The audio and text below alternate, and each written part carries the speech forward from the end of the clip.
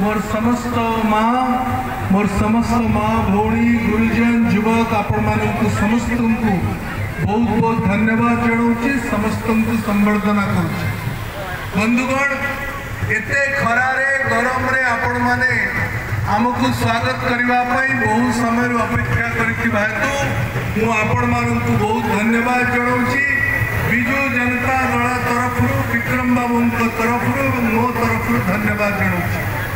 बंधुगण आसंता मे 13 तारीख दिन विधानसभा और लोकसभा भोट हवा जाऊँगी।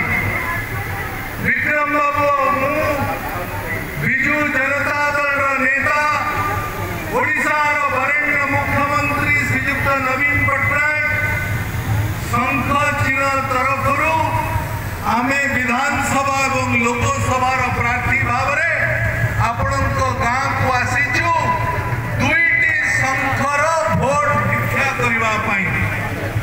बंधुगण विगत 25 वर्ष धरी ओडिशार मुख्यमंत्री नवीन बाबूंकर विकासमूलक योजना नवीन बाबूंकर गरीब लोकंक मां युवक मानक जो विकास धारा तार बकेया काम को आउ 5 वर्ष भितर आहरी अधिक शक्तिशाली कर पाखे पहुंचवाई आमे आपण पाखक आसीचु शंख चिन्ह रे भोट दब बोली भोट भिक्षा करने।